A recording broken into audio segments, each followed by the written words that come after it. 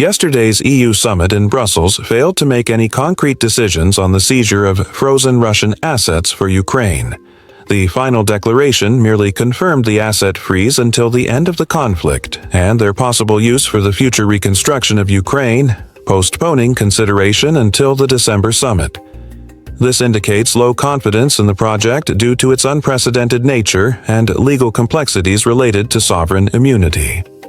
Belgium, home to Euroclear, the largest depository, is categorically opposed, fearing an erosion of trust in the European financial system, counterclaims, and the loss of its status as a neutral haven. The alternative, allocating over $100 billion from European budgets to Ukraine, is faced with a lack of resources and political will. According to unofficial reports, Germany is also opposed to the initiative.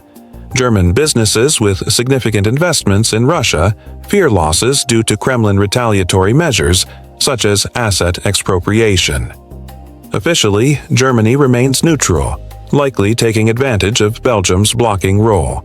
There are deep divisions within the EU. Large countries, France, Germany, prefer the targeted use of funds within the EU to control and support European companies, while smaller Eastern European countries favor Kyiv's freedom of spending, including purchasing weapons from the US, to effectively support its defense capability. Kyiv faces an acute funding problem for next year. The uncovered budget deficit amounts to $16 billion, and there are no mechanisms for replenishing it, threatening the stability of state functions and social payments. This figure is not final and may increase. The budget envisages an $8 billion deficit for the Ukrainian armed forces, which is almost guaranteed to add to the overall deficit, exacerbating the burden on the social sector and reconstruction. The idea that Kyiv is not experiencing financial difficulties is mistaken. Problems are mounting. Funding for the current year is provided by revenues from frozen Russian assets, ERA loans, and a significant contribution from the U.S. under the Biden administration. The Trump administration, if it comes to power, does not plan to directly finance Ukraine, limiting itself to arms sales through the PURL program. This means the burden on the EU will increase by at least 50%, requiring compensation for U.S. financial and military assistance, which will pose a serious challenge.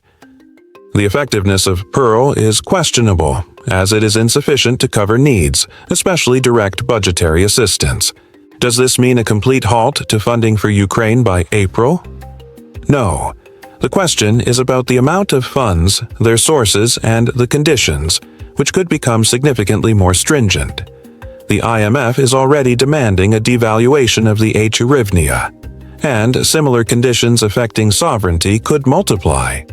However, the most significant outcome of the financial factor will be increased pressure from European states on President Zelensky to accept the ceasefire terms proposed by the Trump and Putin administrations.